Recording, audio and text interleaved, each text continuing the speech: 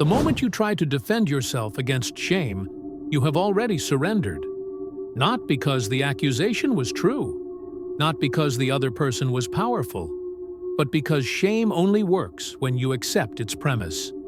And the instant you rush to explain, you tell everyone watching that the premise mattered. Power never cleans itself in public. It does not rush to correct narratives. It does not chase dignity once it's questioned. Power waits. It lets pressure expose intentions, and it allows weaker frames to collapse under their own weight. If that feels uncomfortable, good. Discomfort is where leverage changes hands. Most people misunderstand shame. They treat it like an emotion, something personal, something internal. It isn't. Shame is a social weapon. It exists to enforce hierarchy. When someone shames you, especially in front of others, they are not expressing disappointment. They are testing rank. They are asking a single silent question. Will you submit, or will you stand still? Your body already knows the answer before your mind does. The chest tightens. The face heats up. Words line up in your throat, begging to be released. You want to clarify. You want to show intent. You want to prove you're not who they implied you were. This reaction feels responsible, mature, even noble. But biologically, it is a collapse into defense. And defense is the language of those being evaluated. Here is the rule no one teaches you. Shame only has power when it provokes movement. Movement toward justification. Movement toward apology. Movement toward explanation. The shamer doesn't need you to agree. They only need you to react. Reaction tells the room that their framing landed, that the accusation had gravity, that you are now orbiting their judgment. This is why arguing against shame strengthens it. When you say, "That's not what I meant," you accept that intent must be proven. When you say, "Let me explain," you accept that your position is unclear. When you say, "You're misunderstanding me," you accept that misunderstanding is your responsibility to fix.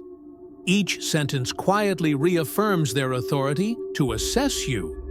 There are always two types of people in these moments. The first reacts immediately. They scramble to restore image. They fill the silence with reasoning, context, emotion. The second does something far more unsettling. They don't move. They don't rush. They don't reach. They let the accusation hang, unsupported, unchallenged, unexplained. And in doing so, they shift the weight back to its source. Silence here is not weakness. It is refusal. Refusal to accept the frame. Refusal to validate the test. Refusal to grant the other person the authority they are reaching for. Without resistance, the shame has nowhere to anchor. The audience feels it. The shamer feels it first. What was meant to elevate them begins to expose them. As the seconds pass, the pressure changes direction. The one who shamed expects a reaction and doesn't get one. Their certainty thins. They add words. They justify the jab. They soften the tone or escalate it. Either way, they are now the ones explaining. And explanation, in social hierarchy, is never neutral. It is a leak. This is the foundation everything else rests on. You do not destroy shame by confronting it. You destroy it by removing the conditions it needs to survive. No emotional fuel, no corrective rush, no public cleanup, just stillness, measured, grounded, deliberate. Once you understand this, shame stops feeling personal. It becomes mechanical. And anything mechanical can be dismantled quietly, which is exactly where the next part continues. Shame doesn't grow from truth. It grows from motion. Specifically, your motion. The moment you react, the dynamic shifts from observation to participation. You're no longer being watched. You're being measured. and the act of measurement itself creates hierarchy. This is why the most damaging part of shame isn't the accusation. It's the response it provokes. Socially, reaction signals dependency. It tells the room that your internal stability is tied to external approval, that your self-image is flexible enough for others to distort.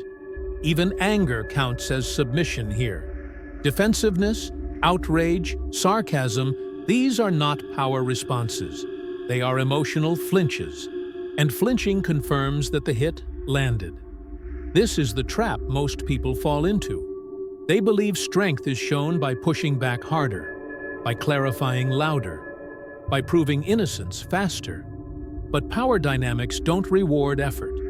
They reward position. And position is never argued into existence. It is assumed, then enforced through stillness. Think about how status actually operates in real life. The higher someone is in a hierarchy, the less they explain themselves. A judge does not justify every ruling to the defendant. A leader does not clarify every decision to the crowd. Explanation flows downward. Silence flows upward. When you rush to explain, you unconsciously place yourself beneath the person questioning you. This is exactly what Niccolo Machiavelli understood centuries ago. He didn't see power as morality or correctness. He saw it as perception management. Whoever controls the frame controls the outcome. And reacting emotionally is the fastest way to hand the frame to someone else. Here's the uncomfortable truth. Many people don't shame you because they dislike you. They shame you because they want elevation, public correction, subtle jabs, concerned comments. These are attempts to climb without competence. Shame is cheaper than achievement, and reaction is the ladder they're hoping you'll provide. When you react, you confirm three things at once. First, the accusation mattered. Second, the accuser's opinion holds weight. Third, your identity is negotiable. None of these need to be spoken aloud. Humans are pattern readers. They feel these signals instantly, and once felt, they cannot be unheard. This is why silence is so destabilizing. Silence interrupts the expected script. The shamer anticipates resistance or collapse. They get neither. Instead, they're left holding an unreciprocated attack. Socially, that's dangerous. An unvalidated strike reflects back onto the striker. The room begins to sense imbalance, not in you, but in them. Notice what usually happens next. The shamer fills the gap. They explain what they meant. They soften, or they escalate, hoping volume will replace authority. Either way, they are now the ones moving. And movement under pressure is the same vulnerability they tried to force onto you. This is why the goal is never to win the moment. The goal is to outlast it, to let the dynamic invert naturally. Reaction hands away leverage instantly. Stillness compounds it. Once you grasp this, you stop seeing shame as an attack and start seeing it as an exposure test, one you pass by doing nothing at all.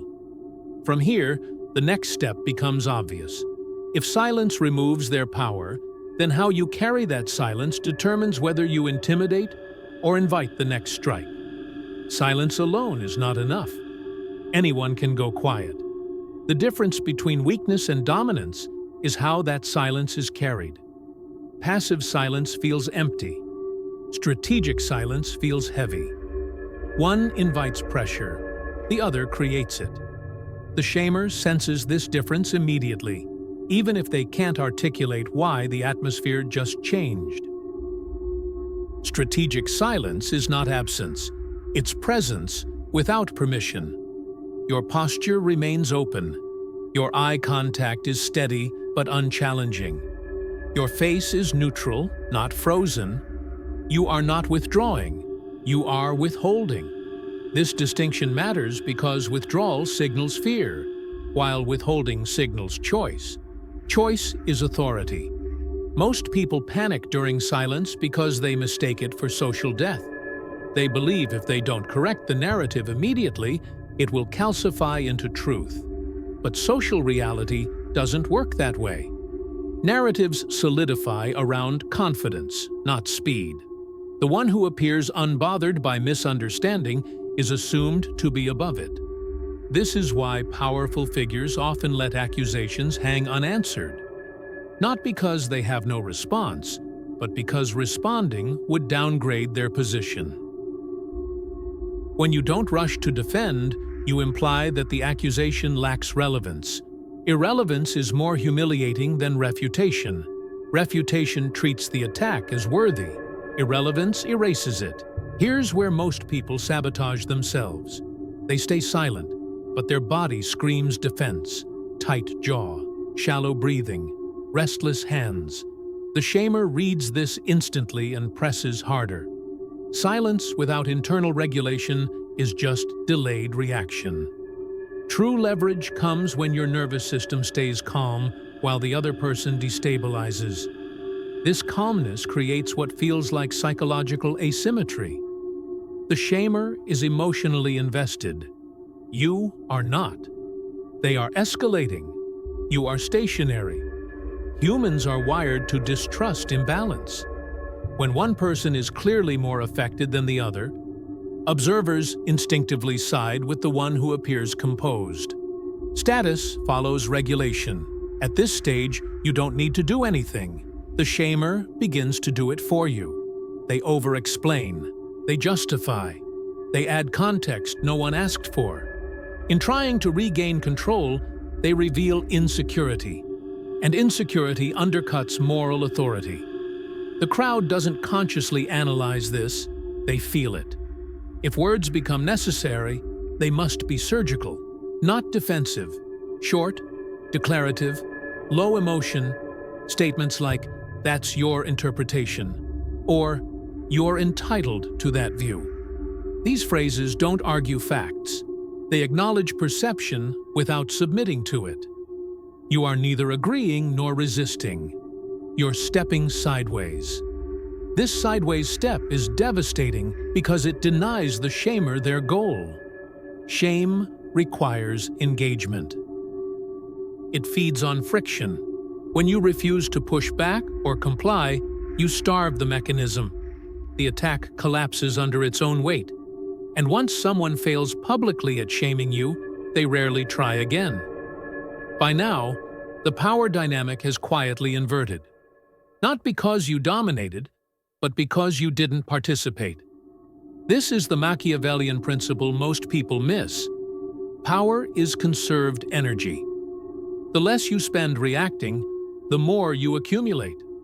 And once others sense that you are expensive to provoke, shame stops being a weapon against you and becomes a liability for anyone who tries. Once you stop reacting to shame, something subtle but irreversible happens. The social environment recalibrates around you. People begin watching how others treat you, not how you treat yourself. This is the hidden layer of power most never see. Reputation is not built by self-defense, but by how much interference you tolerate. When you tolerate none, others adjust their behavior automatically. Shame only works on those who rush to clean it off. The moment you stop scrubbing, observers start questioning the stain itself. Humans are social proof machines. If you don't treat the accusation as serious, they won't either. Silence reframes the situation from "you are being judged" to "someone is exposing themselves." This is where shame flips polarity. The original attacker now carries risk. Every future attempt to shame you becomes a gamble, because they've already failed once. And people remember failed dominance attempts far longer than successful ones. Power is not about winning every encounter. It's about making future attacks unattractive. Notice how this differs from confrontation. You are not humiliating them, you are not escalating, you are allowing them to self-signal. The more emotional, moralistic, or performative they become, the smaller they appear next to your restraint. You don't take their power, you let them burn it. At this stage, your presence alone begins to regulate the room. Conversations change when you enter. Jokes soften. Accusations are phrased more carefully. Not because people fear you, but because they are unsure how to move you. Uncertainty creates caution. Caution is respect in its early form.